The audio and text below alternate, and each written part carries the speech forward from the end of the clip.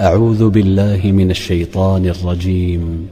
الذين آمنوا وتطمئن قلوبهم بذكر الله ألا بذكر الله تطمئن القلوب الذين آمنوا وعملوا الصالحات طوبى لهم وحسن مآب.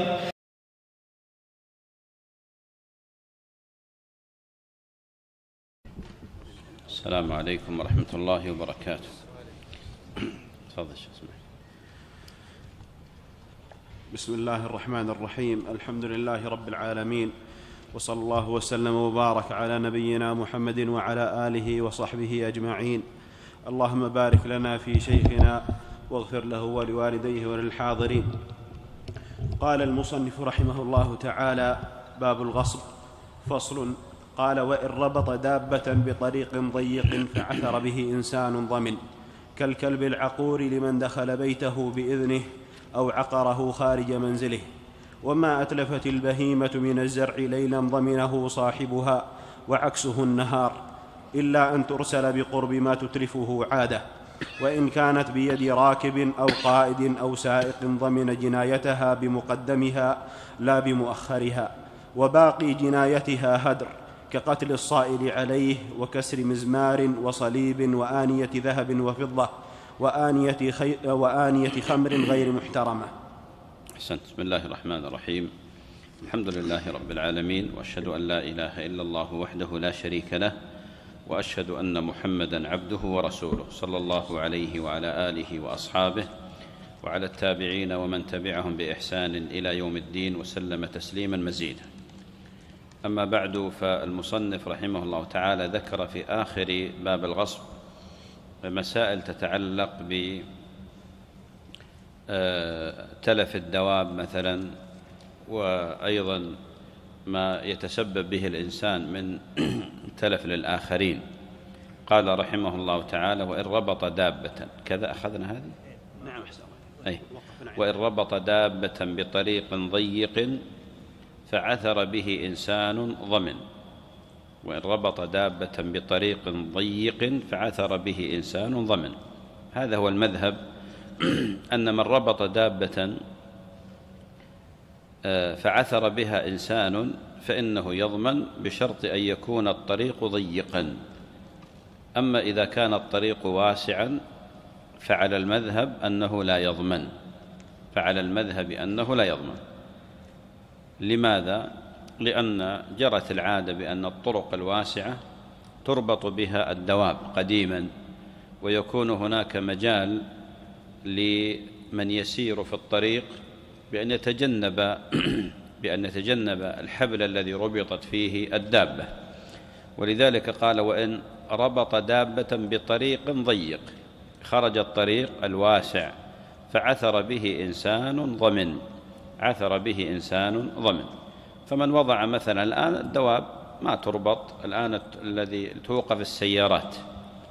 توقف السيارات، إذا أوقف سيارته مثلا في طريق ضيق فتسبب وقوف هذه السيارة في هذا المكان الضيق بضرر على الآخرين، قالوا فإنه يضمن. والمسألة فيها خلاف طويل بين العلماء، والحنابلة على أنه إذا ربطه بمكان ضيق فعثر به إنسان، عثر بحبل الدابة أو بهذا الرسن، يسمى الرسن، أو فعثر به وتأذى، فإنه يضمن.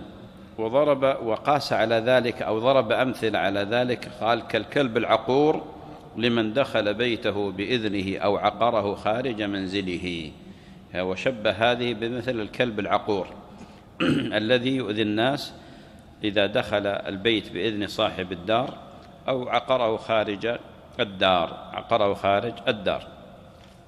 إذن هذه المسألة الأولى: ربط دابة بطريق ضيق فعثر به إنسان. المذهب على ماذا؟ على الضمان. والصحيح الراجح أن هذه الدابة أو هذه السيارة إذا أوقفت في مكانها المعتاد، سواء كان الطريق ضيقا أو واسعا، فإنه لا ضمان. هذه السيارة إذا أوقفت في مكانها المعتاد، أو هذه الدابة إذا أوقفت في مكانها المعتاد التي جرت العادة أن توقف به فعثر بها إنسان فإنه لا ضمان. لماذا؟ لأن هذه الشوارع وهذه الأماكن محل ارتفاق الجميع، ولا يجوز أن يختص به إنسان دون آخر، لا يجوز أن يختص به إنسان دون آخر.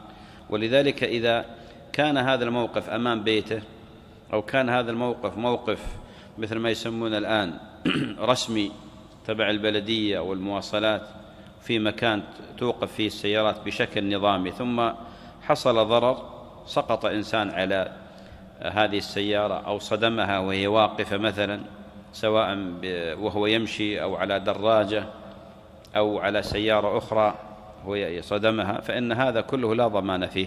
هذا هو الصحيح، وهذا هو الذي تقتضيه أصول الشريعة، وهذا هو العدل، على أن من أوقف سيارة في مكان ولو كان ضيقا بشرط أن يكون مكانها إيش؟ الرسمي المعتاد، الرسمي المعتاد. وعلى العكس لو أوقف سيارة في مكان واسع فسيح ولكن في غير مكانها المعتاد فإنه يضمن. هذا هو مقتضى العدل الذي تدعو إليه الشريعة. قال كالكلب العقور. كالكلب العقور، ما معنى العقور؟ العقور الذي يهجم على الناس، المسعور. لا يشترط أن يكون مسعورا فيه مرض الكلب، داء الكلب، لا يلزم. فهو عقور يعني يهجم، يعقر الفريسة، هذا يسمى الكلب العقور. كالكلب العقور لمن دخل بيته بإذنه. رجل عزم شخص وقال له تفضل عندنا على الغداء، على العشاء، تفضل زرنا، تقهوى عندنا مثلا، فدخل بيته بإذن صاحب الدار فهجم عليه كلب عقور. هجم عليه كلب عقور وهو في الدار، فإنه يضمن صاحب الكلب العقور، يضمن التلف الذي حصل لهذا الإنسان، سواء كان تلفا عاما بمعنى تلف قضى عليه أو تلفا جزئيا على حسب ما يتعلق بالديات والجروح. كالكلب العقور. لماذا؟ لأن صاحب الدار معتد بإمساك هذا الكلب العقور. من الذي يمسك الكلب العقور؟ من له إذن شرعي؟ من له إذن ثلاثة؟ الحارس في حراسة. أي نعم، هذه الأصل حرمة اقتناء الكلاب إلا ما دل النص عليه. الآن سمعنا بعض الناس يقتني أسد ونمر في البيت، سمعتم بهذا؟ يعني بعض الناس الآن للأسف صار عندهم يسمونه موضة، عقارب وثعابين وأسود ونمور وذئاب. عجيب يعني هذا الأمر، حتى يعني يفزع الناس ويخافون. ومرة أشيعت بأن نمر هرب من صاحب الدار، وهذا كله من أعجب العجب، وهذا من الترف. من الذي يضع سبع في بيته؟ المقصود بأن الكلب العقور إذا أضر بشخص دخل البيت بإذن صاحبه، أو أنه عقره خارج منزله، يعني في الطريق الذي يمر فيه فهجم عليه، فإن صاحب الدار يضمن. ما هي العلة؟ إيش قلنا العلة؟ لأن صاحب الكلب ممنوع من إمساكه.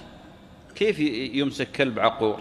لا يجوز له أن يمسك كلبا عقورا. ولذلك من الخمسة التي تقتل إيش؟ الكلب الأسود، وجاء في لفظ العقور، هذا من اللي تقتل. لماذا؟ لأن يؤذي ويهجم على الناس. طيب، إن دخل بيته بغير إذنه فعقره فلا ضمان. إن دخل بيته بغير إذنه فعقره فلا ضمان. لماذا؟ لأن للبيت حرمة، وكل من دخل بيتا سواء دخولا جسديا أو دخول نظر فإنه لا حرمة له.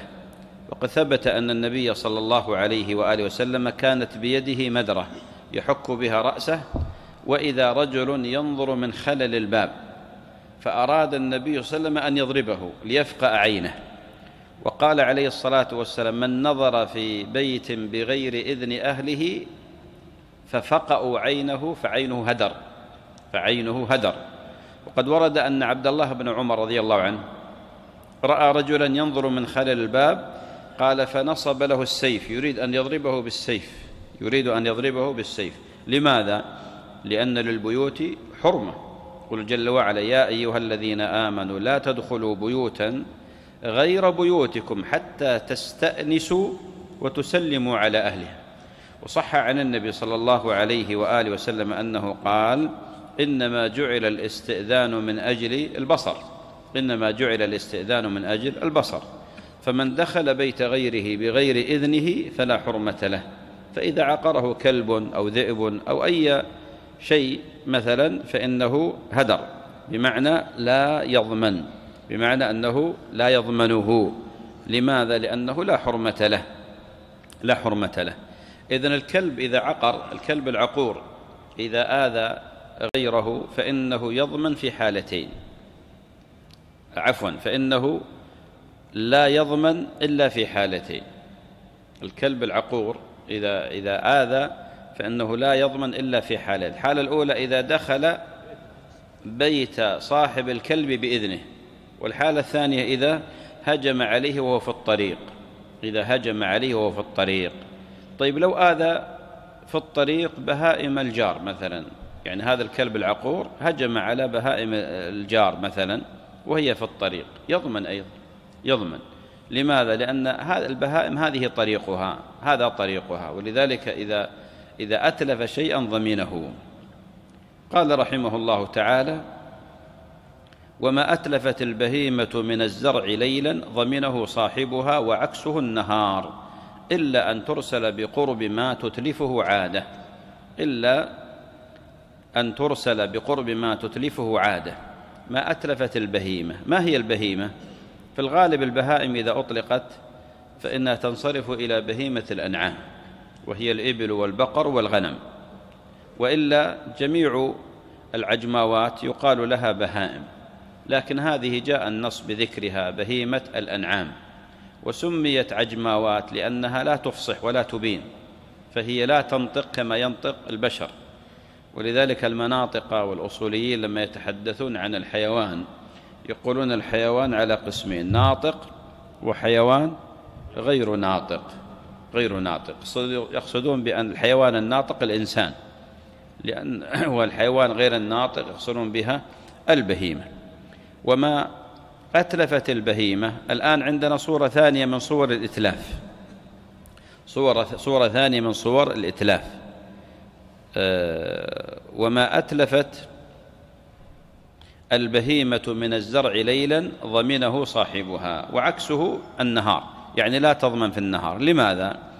لأن في النهار يجب على أصحاب الزروع أن يحفظوا زروعهم، وفي الليل يجب على أصحاب البهائم أن يحفظوا بهائمهم، لأن البهائم في الليل تدخل إلى الزريبة أو تدخل إلى محل مبيتها أو المراح يسمى، أو المبارك للإبل مثلا.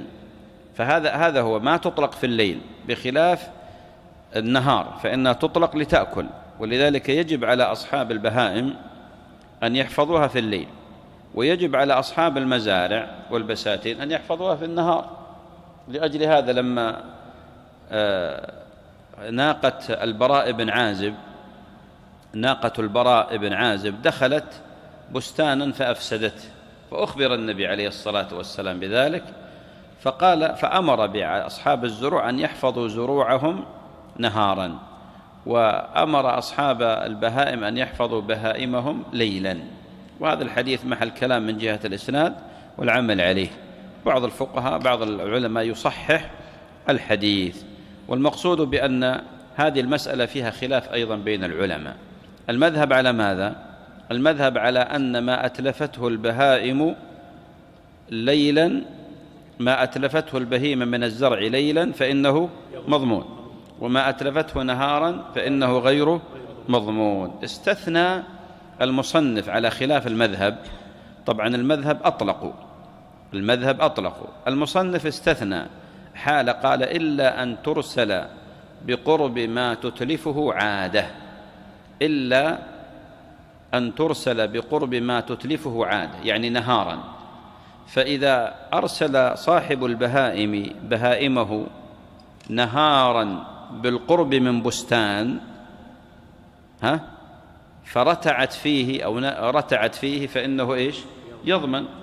يضمن، لأن من حام حول الحمى أوشك أن يرتع فيه، كما جاء في الحديث الصحيح: من حام حول الحمى أوشك أن يرتع فيه، وما قارب الشيء أخذ حكمه، فكأنه أغراها بدخول هذا البستان أو هذه المزرعة أو هذا الزرع، فيتنبه لهذا. القول الثاني ذهبوا إلى أن ما أفسدته البهائم مضمون مطلقا. ما معنى مضمون مطلقا؟ إيش نقصد؟ ليلا ونهارا. قالوا مضمون مطلقا. والقول الثالث قالوا طبعا على قاعدة إيش؟ المتلفات اللي تكلمنا فيها في الدرس السابق. القول الثالث قالوا بعدم الضمان مطلقا، قالوا لا تضمن ما أتلفته البهيمة، واستدلوا بقول النبي صلى الله عليه وآله وسلم: العجماء جرحها جبار. العجماء، ما هي العجماء؟ البهيمة سميت عجماء لأنها تعجم، ما تبين ولا تفصح. جرحها جبار، يعني هدر. وكذلك البئر جرحها جبار، والمعدن جرحها جبار، كما صح بذلك الحديث عن النبي صلى الله عليه وآله وسلم. وأصحاب القول الثالث ذهبوا إلى ظاهر هذا الحديث، والصواب هو المذهب القول الأول. قالوا بأن ما أتلفته البهيمة من الزرع ليلا يضمنه صاحب من البهيم، وما أتلفته نهارا فإنه غير مضمون. لماذا؟ لأن النبي عليه الصلاة والسلام أمر أصحاب البساتين أن يحفظوا بساتينهم نهارا، وأمر أصحاب الإبل أصحاب الزرع، أمر أصحاب الزرع أن يحفظوا زروعهم نهارا، وأمر أصحاب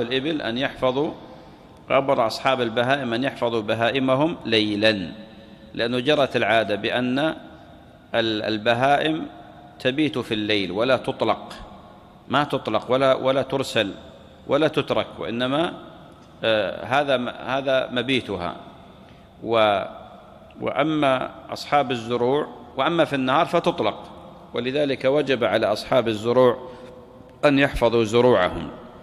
وهذه هذه القضية لها قصة قديمة على عهد نبي الله داود وسليمان. يقول جل وعلا: وداود وسليمان إذ يحكمان في الحرث إذ نفشت فيه غنم القوم وكنا لحكمهم شاهدين ففهمناها سليمان وكلا آتينا حكما وعلما. وأصل القضية أن رجلا رفع دعوى على صاحب غنم نفشت في مزرعته، والنفش يكون ليلا، يعني في الليل يسمى إتلاف البهائم نفش، إذ نفشت فيه غنم القوم. فرفع الدعوى إلى داود فقضى له بالغنم كلها، يعني غرمه الغنم، قال تعطى لصاحب الزرع. ثم عرضت على سليمان، فالله جل وعلا فهم سليمان خلاف ما ذهب إليه داود وش يصير من سليمان؟ داود وش يصير من سليمان؟ والد. عندكم شك؟ ما أدري ليش ساكتين؟ شكك أدري، عشان تصحون شوي. طيب، قال تعالى: ففهمناها سليمان. فقام سليمان عليه الصلاة والسلام، فماذا عمل؟ أمر أصحاب الغنم أن يعيدوا الزرع كما كان، ثم سلم أصحاب الزرع الغنم لينتفعوا بها مدة إصلاح الزرع. وهذا هو العدل الذي قامت به السماوات، ولذلك قال تعالى: ففهمناها سليمان، ثم أثنى عليه وعلى أبيه بقوله: وكلا آتينا حكما وعلما. ولذلك المذهب هو الصواب على أن البهائم إذا أتلفت الزرع ليلا فإن صاحب البهائم يضمن. وأما إذا أتلفته نهارا فإنه هدر إلا في حالة واحدة استثناها المصنف على خلاف المذهب. ما هي؟ إذا أرسلها بقرب ما تتلفه عادة، جرت العادة أنه إذا أتى بالغنم قرب هذه المزرعة أو هذا الزرع أو هذا البستان دخلته فأفسدته سواء كان في الليل أو النهار فإنه يضمن. قال رحمه الله تعالى: وإن كانت يد راكب أو قائد أو سائق ضمن جنايتها بمقدمها لا بمؤخرها. الآن انتقل إلى صورة ثانية من صور الإتلاف والضمان، صور الإتلاف والضمان. الآن ما أتلفته البهائم بنفسها، الآن ما أتلف وصاحب البهيمة يده عليها. ما معنى يده عليها؟ يده عليها ليس المقصود أن يضع يده على ظهر البهيمة، وإنما يده المقصود فيها سيطرته عليها، بمعنى قدرته على توجيهها. ولذلك ماذا قال؟ وإن كانت يعني البهيمة بيد راكب يعني عليها، أو قائد أمامها، أو سائق خلفها. السائق دائما يكون وين؟ في الخلف، سائق الشيء مو سائق السيارة.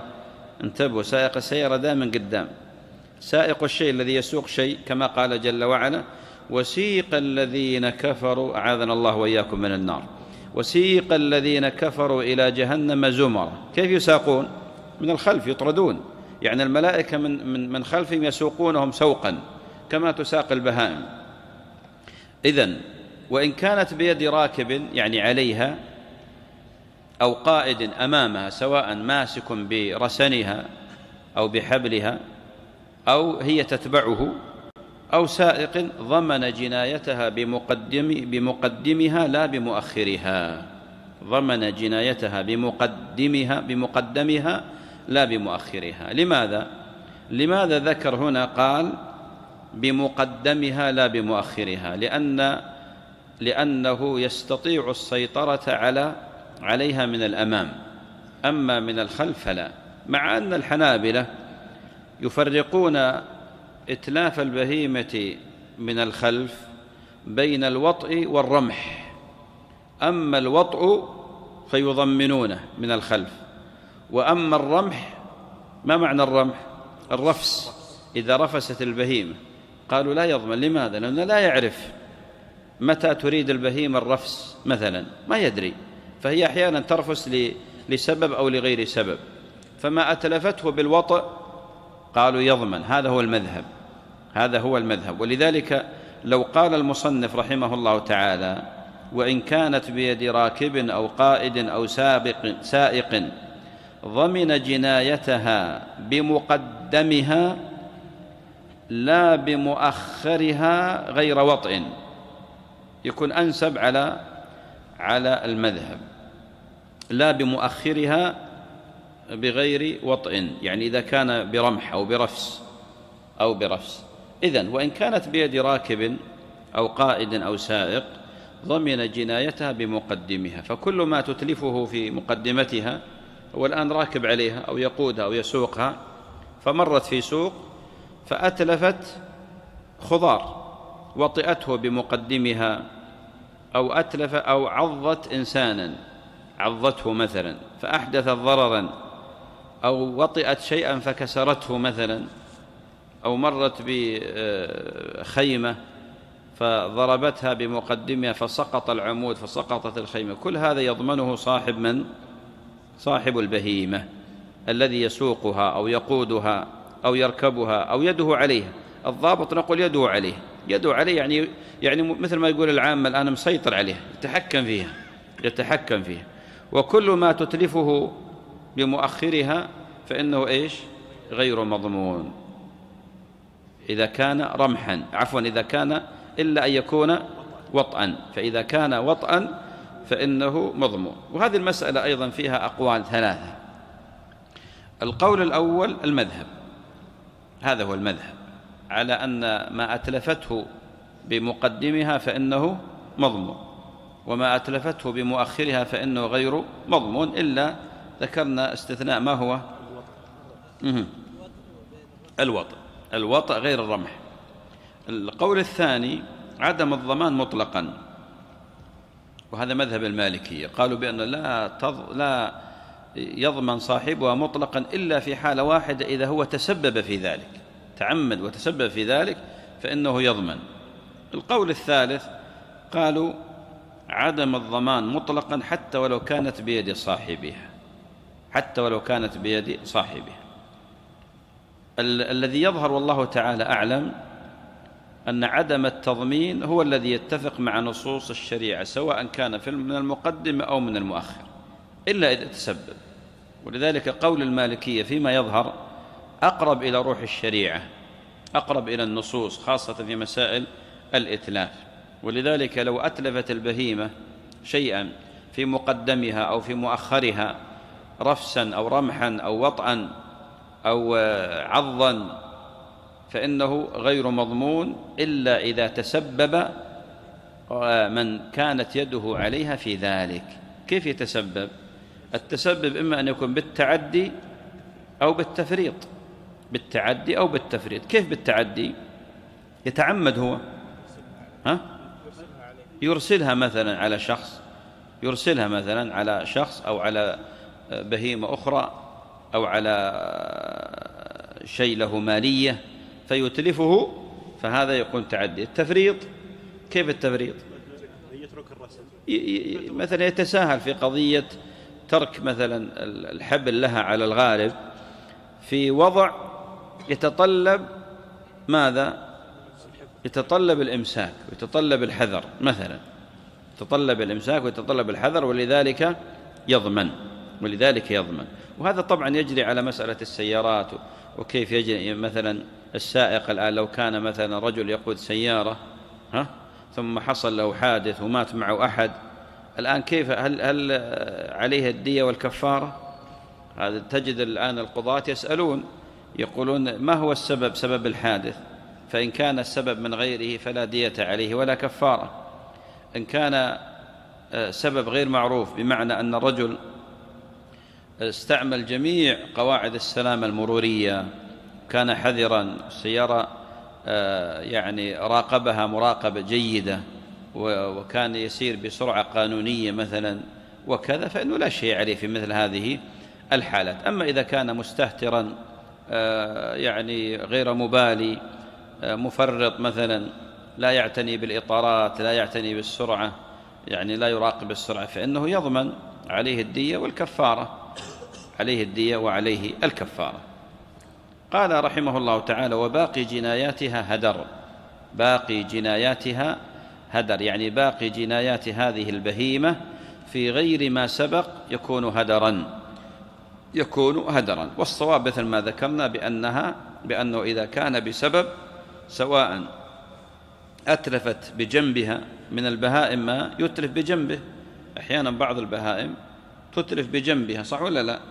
أحيانا تتحرك فتسقط شيء لا من الأمام ولا من الخلف على الجنب، هل نقول بأنه هدر؟ المذهب يقول نعم، لكن الصواب أنه ليس هدرا، وإنما ينظر إلى السبب. فإذا قال راكبها أو من كانت يده عليها لم أستطع أن أتحكم وأسيطر عليها فإنه هدر. أما إذا قال لا، أما إذا تساهل فإنه يضمن. ثم قال كقتل الصائل عليه، وكسر مزمار وصليب وآنية ذهب وفضة وآنية خمر غير محترمة. كقتل الصائل عليه. من هو الصائل؟ نعم، المعتدي الذي يريد مال الإنسان أو عرضه أو دمه. رجل صائل يقول يهجم على الناس سواء كان في البنيان أو في الصحراء ويخوف الناس ويريد أموالهم، يريد أعراضهم مثلا، يريد دماءهم، فإن الصائل دمه هدر إذا قتل. وقد سأل النبي صلى الله عليه وسلم رجل فقال يا رسول الله، الرجل يريد مالي. قال لا تعطه. يقول رجل الآن هجم علي يريد مالي، قال لا تعطه. قال فإن قاتلني، قال قاتله. قال فإن قتلني، قال فأنت شهيد. قال فإن قتلته، قال هو في النار. قال هو في النار. والمقصود بأن الإنسان إذا هجم عليه أحد يريد أحد هذه الأشياء الثلاث، الدم أو المال أو العرض، فإنه لا يجوز له أن يستسلم له. قال وكسر مزمار وصليب وآنية ذهب وفضة وآنية خمر غير محترمة. قبل أن أسترسل لا بد من مسألة، وهي أن هذه لا يظن ظان بأنها يعني أمر مفتوح للجميع، وهذه مسألة حقيقة تقودنا إلى مهمة القراءة عند العلماء. ذلك أن من الناس ومن الشباب من يقرأ أحيانا في كتب العلم فيختطف بعض المسائل اختطاف، ثم يذهب يطبقها في الواقع فيخطئ في ذلك. ولذلك العامة يقولون من كان شيخه كتابه خطأه أكثر من صوابه. فبعض الناس قد يقرأ مثل هذه العبارة وربما يطلع من المسجد ويروح يكسر المزامير أو يكسر كذا وكذا، وهذا غلط. هذا غلط. نحن نتكلم على ما يتعلق بقضية الإتلاف. هل له الأشياء التي لا مالية لها، فيما لو إذا أتلف شخص مزمارا أو صليبا أو آنية خمر أو خمر أو خمر، الخمر كما ذكرنا محترمة وغير محترمة مثل ما سبق، هل يضمن أم لا؟ بمعنى هل هذا له مالية؟ الجواب لا. لكن هذا لا يعني بأن لك الحرية الكاملة في أنك تفعل ما تشاء. النبي عليه الصلاة والسلام قال من رأى منكم منكرا فليغيره بيده، فإن لم يستطع فبلسانه، فإن لم يستطع فبقلبه، وذلك أضعف الإيمان. فإذا كان ولي الأمر مثلا منع إنكار المنكر باليد إلا لطائفة معينة أو فئة أو جهة مسؤولة، فلا يجوز لأحد الناس وأفرادهم أن يباشروا الكسر أو الإتلاف. وإذا وضع قانونا فيه تعزير مثلا عقوبة فله الحق في ذلك، له الحق في ذلك. لماذا؟ لأنه هذا قد يقود إلى فوضى عارمة. فأنبهت على هذا. لماذا؟ لأن قد يفهم بعض الناس فهم مغلوط فيظن بأن والله ما دام هذا موجود في الكتب فهو على إطلاقه. لا، أن لا بد من التنبه لمثل هذه القضايا، لمسألة معرفة تراتيب الأمور ومعرفة الاختصاصات. فأحيانا قد تكسر أنت مزمارا وما تضمن قيمته، لكن تسجن من أي باب؟ باب السياسة الشرعية، باب القانون. ولي الأمر يمنع أنك تكسر المزامير، ممنوع. هذا اختصاصه هو. أنت لك عليك مثلا الإنكار بالقول، وقد لا تستطيع الإنكار بالقول أحيانا فتنتقل إلى الإنكار بالقلب، فلا بد من فهم هذا. وأقول هذا الكلام لماذا؟ لأننا في واقع وللأسف الشديد فيه فوضى من بعض الناس الذين لم يشموا رائحة العلم، يختطفون المسائل وأصبحت الكتب هي شيوخهم. ولذلك من فوائد القراءة على المشايخ والجلوس بين أيديهم هي معرفة مثل هذه الأشياء، ومعرفة تراتيب الأمور، ومعرفة الحقوق، ومعرفة المسؤوليات. لا بد أن يعرف. الآن لو عرضت على قاضي أنت كسرت مزمار، يقولك هذا المزمار ما له قيمة يعني في الشرع. عرضت على قاضي كسرت مزمارا، يقول ما له قيمة، ما يغرمك المزمار، لكن ممكن يغرمك يسجنك، وممكن أنه يغرمك مثلا الأمور ما يسمى بالحق العام. فتنبهوا لهذا بارك الله فيكم. قال وكسر مزمار وصليب وآنية ذهب. وكسر مزمار، العلماء حتى هذه القضية تحدثوا عنها فقالوا إذا كانت بعض هذه الآلات ينتفع بها فلا تتلف وإنما تكسر مثلا، بدليل أن النبي صلى الله عليه وآله وسلم لما أراد أن يدخل بيته وجد عائشة قد سترت لها قرام، سترت بقرام فيه تصاوير، غضب عليه الصلاة والسلام وقالت أتوب إلى الله ورسوله يا رسول الله. فقال لها بأن أصحاب هذه التصاوير يعذبون. تقول عائشة فإيش فقطعناها فجعلنا منها وسادتين، فاستعملت استعمالا صحيحا، بمعنى أن هذه الأشياء أحيانا قد تستعمل استعمال صحيح بأن تحول صورتها وهيئتها إلى شيء مفيد. يعني مثلا آلة الطرب هذه ممكن اتلافها، ممكن أنك تغرم. أنت قد مثلا الآن لو كسرتها قد لا تغرم، لكن لو أتلفتها بالكلية وهذه الآلة ممكن أن تحول إلى شيء مفيد، ممكن للقاضي أن يعاقبك وأن يغرمك. ولأجل هذا مثلا الآلات هذه قد تسحب منها مادة العزف مثلا، فتحول إلى أي شيء ممكن أن ينتفع به الناس. ولذلك الإمام أحمد رحمة الله عليه قال في المرة الأولى لما السئل قال تتلف، فراجعه أحد طلابه فقال له يعني ممكن أن في فحوى الكلام أنها تحول إلى كذا، فقال تكسر رضي الله عنه ورحمه الله، في إشارة إلى أن ليس كل كسر فيه إتلاف، وإنما قد تحول إلى أشياء مفيدة. وآنية ذهب وفضة، آنية الذهب والفضة لا تكسر. لماذا؟ لأن آنية الذهب والفضة إما أن تستعمل استعمالا صحيحا، وإما أن تستعمل استعمالا غير الصحيح. أما الاستعمال الصحيح ما هو في آنية الذهب والفضة؟ الزينة على قول، طبعا على خلاف المذهب يمنعون استعمالها وفي الشرب والأكل والاتخاذ، لكن تتخذ مثلا للزينة مثلا، أو تتخذ كمادة نقدية، مادة يعني من حيث الثمنية، فهذا استعمال صحيح، واستعمال محرم في في الأكل والشرب مثلا. النبي صلى الله عليه وسلم نهى عن الأكل والشرب في آنية الذهب والفضة. قال وآنية خمر غير محترمة. ذكرنا لكم فيما سبق بأن الخمر إما أن تكون محترمة وإما أن تكون غير محترمة، والاحترام لا لذاتها وإنما لوصفها أو للاستعمال. الخمر المحترمة ما هي؟ خمر الذمي المتستر غير المعلن بها، فإذا أعلن أصبحت غير محترمة. أما خمر المسلم سواء كانت مستورة أو غير مستورة فإنها غير محترمة. ولذلك عندنا في أبواب في أحكام الذمة أنه لا يجوز البحث عن خمر الذمي المستترة، ما يجوز. لكن هل يجوز البحث عن خمر المسلم المستترة؟ قولان لأهل العلم، فدل هذا على أن خمر المسلم غير محترمة. نعم. قال رحمه الله تعالى: باب الشفعة، وهي استحقاق انتزاع حصة شريكه ممن انتقلت إليه بعوض مالي بثمنه الذي استقر العقد عليه. أحسنت. الآن دخل المصنف رحمه الله تعالى في باب الشفعة.